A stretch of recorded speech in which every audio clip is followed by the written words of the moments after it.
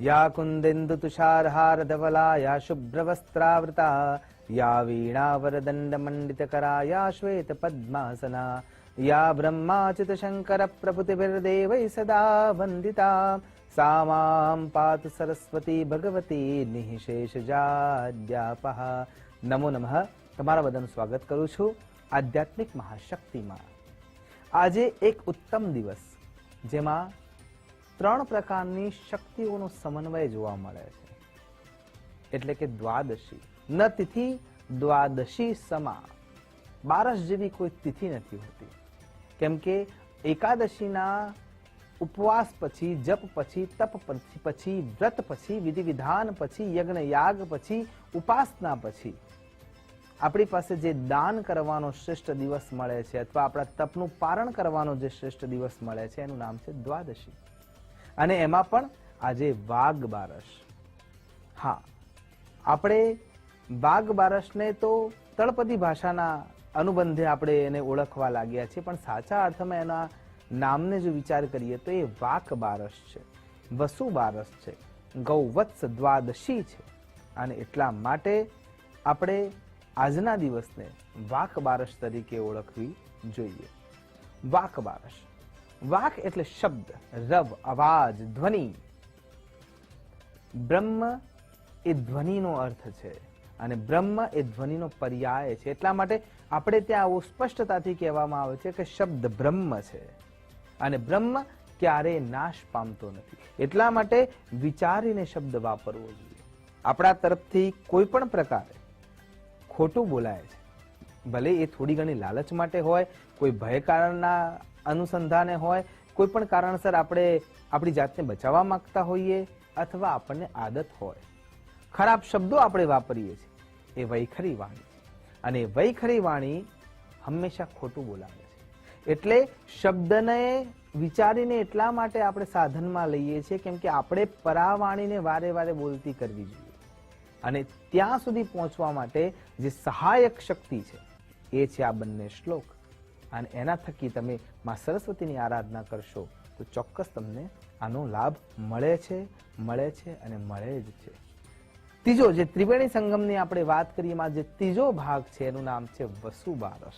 ગોવત્સ દ્વાદશી એનું ત્રીજું નામ છે. તો આ 3 વસ્તુઓનો સમન્વય થાય છે, 3 ક્રિયાઓનો સમન્વય થાય છે આજના દિવસે. સૌથી પહેલા વાક એટલે કે શબ્દ બ્રહ્મનો ભાગ આપણને જોવા મળે છે. બીજા નંબરમાં વાદ્ય એટલે કે સ્વર બ્રહ્મનો આપણને અનુભવ થાય છે. અને ત્રીજા નંબરમાં વસુ એટલે કે ગાય, આપણી ગૌ માતા તરફથી આપણને આશીર્વાદ મળે છે. આ 3ને સંચિત કરવાનો દિવસ એટલે આજનો ગૌવત્સ દ્વાદશીનો વાઘ બારસનો દિવસ. તો ત્રીજા નંબરમાં આપણે જેની આરાધના કરવાની છે આજના દિવસે અને હર હંમેશ, એ છે ગૌવત્સ દ્વાદશી રૂપે ગાય માતાનું પૂજન અર્ચન અને આરાધના. શું ગાય માતાનું પૂજન અર્ચન આટલું બધું મહત્વનું છે? હા, ખૂબ મહત્વનું છે.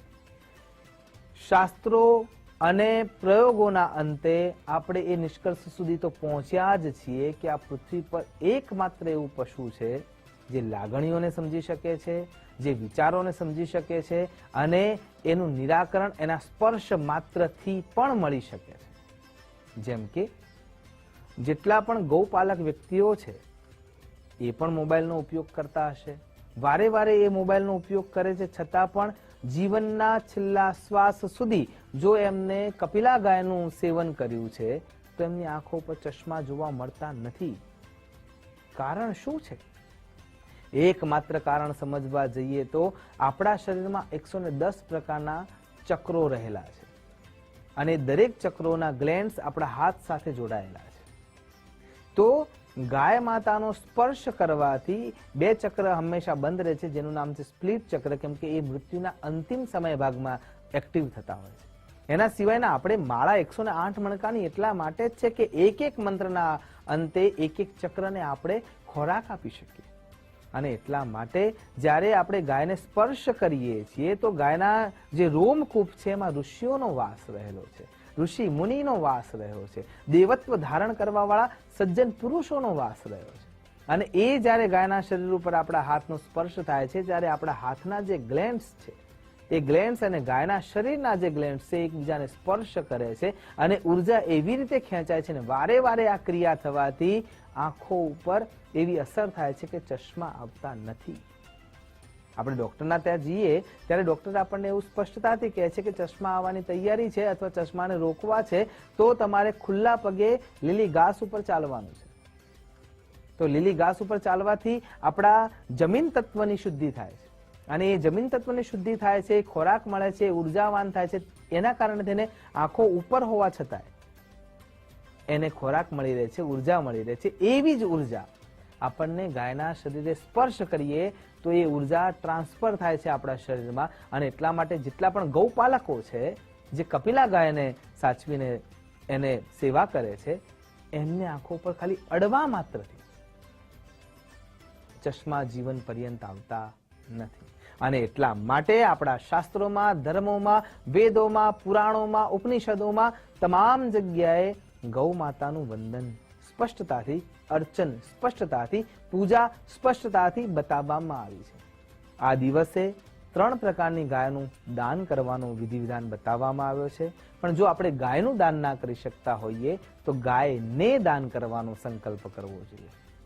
સવારે ઘી, ગોળ અને ઘઉં એને બાફી એના ટોઠા બનાવી અને સુયોગ્ય રીતે પચી શકે એ રીતે ગાય માતાને ઘાસચારા સહિત એ ખવડાવવું જોઈએ. અલગ અલગ રાશિના વ્યક્તિઓ માટે અલગ અલગ પ્રકારના દ્રવ્યો સૂચિત છે જ, પણ કોઈ દ્રવ્ય તમને મળે ના મળે તો એની જગ્યાએ શ્રેષ્ઠ કોઈ માર્ગ છે તો ગાય માતાને આ ગોળ, ઘી અને ઘઉં અને બાફીને બનાવેલા જે ટોઠા છે એ ખવડાવવા જોઈએ. અને કેમ ગાય વધારે આપણે પવિત્ર માનીએ છીએ? ગાયના જે શિંગડા છે એ શિંગડામાં એક તરફ ભગવાન શ્રી હરિનારાયણ વિષ્ણુનો વાસ જોવા મળે છે અને બીજી બાજુમાં ઇન્દ્ર વજ્ર સાથે બેઠેલા છે. એમના લલાટ ભાગથી ઉપરના ભાગના અંદર જ્યારે દ્રષ્ટિ કરીએ તો ત્યાં બ્રહ્માજી બેઠેલા છે. લલાટ ભાગમાં ભગવાન સંબસતા શિવનો વાસ છે. બંને આંખોમાં ચંદ્ર મહારાજ અને સૂર્યનારાયણનો વાસ રહેલો છે. એમના શરીરના જીહ્વામાં એટલે કે સરસ્વતી દેવી ત્યાં બિરાજમાન થાય છે. જ્યાંથી છાણ નીકળે છે, ગુહ્ય ભાગ છે, ત્યાં માં લક્ષ્મીજીનો વાસ રહેલો છે. એમના પગમાં પર્વતો અને 4 વેદોની જગ્યાએ સ્થાન જેમ જેમ મળ્યા છે એ પ્રમાણે ત્યાં સ્થિર થયેલા વેદો જોવા મળે છે. મુખના અંદર અગ્નિ મહારાજનો વાસ રહ્યો છે. એમ સંપૂર્ણ શરીર, જેમ કે આપણે પુષ્ય નક્ષત્રની જ્યારે ચર્ચા કરી ત્યારે એમાં સ્પષ્ટ રૂપે જણાવવામાં આવ્યું કે પુષ્ય નક્ષત્રમાં ગૌ માતાના આંચળોમાં રહેલો છે અને એટલા માટે એ અમૃત સમાન થઈ જાય છે. કહેવાનો તાત્પર્ય એટલો જ છે કે વાઘ બારસના રૂપે માં સરસ્વતી દેવીની આરાધના કરી હોય કે ગૌવત્સ દ્વાદશીના રૂપે માં ગવત્રીની આરાધના કરી હોય, શ્રેયસ કરતા પવિત્રતા રૂપે આપણને મળે જ છે. અને એટલા માટે આજનો દિવસ ખૂબ જ ઉત્તમતાથી આપણા માટે મંડિત થઈને આવ્યો છે. તો આ દિવસનો ઉપયોગ આપણે કરવો જોઈએ.